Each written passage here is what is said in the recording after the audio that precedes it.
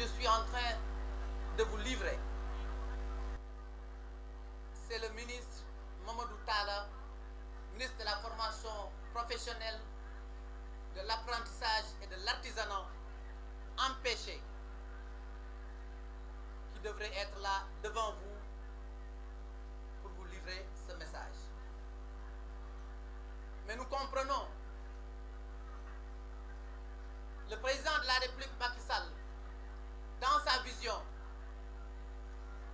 aucun de ses ministres n'a plus le temps parce que tous sont à l'œuvre, parce que le président de la République est un homme.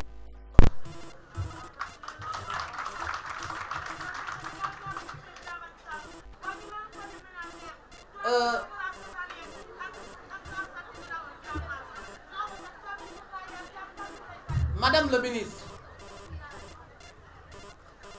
vous savez très bien qu'en prenant la parole ici, au nom du chef de l'État, représentant mon ami et frère, le ministre Talla, mon plaisir est double, parce que j'ai la responsabilité de cette représentation que je viens de citer, mais aussi vos efforts, votre engagement, vos aptitudes, tout ceci ne pourrait pas m'empêcher de venir participer avec ces dames de la plateforme And Diego autour du PSE. Mais vous allez simplement me permettre de faire un petit arrêt parce que le président de la République Macky Sall, dans sa générosité, a fait quelque chose d'extraordinaire. Où est-ce que et comment sommes-nous arrivés à avoir un plan Sénégal émergent? Je suis obligé d'en venir à cela parce que la plateforme And Diego, c'est autour de ce plan Sénégal émergent. Le plan Sénégal émergent qui repose sur 3 piliers. Je n'ai plus besoin de revenir là-dessus parce que nous ne sommes plus dans la théorie. Nous sommes dans les réalisations et nous vivons pleinement les 3 axes du PSE. Le premier, qui consiste à une transformation structurelle de l'économie, je vous pose simplement une petite question qui, ici au Sénégal ou partout dans le monde entier, n'a pas vu ou à travers une visite ou à travers les médias ce qui est en train de se passer à Diamniadio. Il n'y en a pas. Verdimon, discuté beaucoup.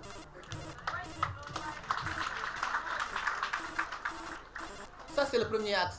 J'aurais pu en développer parce qu'il y a d'autres plans connexes qui participent à cette transformation structurelle de l'économie. Je veux citer le PUDC qui est en train de vaincre l'existence de cette différence qu'il y avait entre l'urbain et nous les ruraux. Je pouvais citer le Puma et tant d'autres projets qui sont en train d'être réalisés. Mais je vais simplement passer au second axe. Le second axe, c'est le renforcement ou l'amélioration significative des conditions de vie des populations. C'est du social. Et le social, je vais simplement en citer encore un exemple, parce que je pourrais rester là à en citer et en citer. C'est les bourses familiales. Vous savez, je suis à l'aise et je peux en parler parce que je suis issu d'un milieu rural. D'ailleurs, vous avez entendu ces femmes venant du Bawol dire Morgom Bawol Bol. C'est cette fierté qui me pousse aujourd'hui à vous dire que la bourse familiale est plus qu'importante parce que significative dans le développement des familles rurales. Vous savez, 12 mois, c'est sur 3 mois que nous avions l'habitude de travailler. Et à la fin des 3 mois, qu'est-ce que nous avions comme fruit de ce travail? Uniquement 200 voire 300 kilos d'arachide à vendre. En son temps, ces 300, voire même le quintal, vendu, ne faisait pas plus de 10 000 francs. Et ça devait tenir sur 12 mois. Aujourd'hui, le président Macky Sall, dans sa générosité, distribue à toutes les familles défavorisées en milieu rural une bourse familiale. Merci. Merci. Le troisième axe, qui a son importance et qui fait rougir certains, c'est le renforcement de la sécurité, de la stabilité, mais enfin de la bonne gouvernance. C'est là où il y a problème. Parce que ceux qui étaient habitués à confondre leurs poches avec l'argent du contribuable, ceux-là aujourd'hui, ils sont dans le désarroi. Et il faut le dire.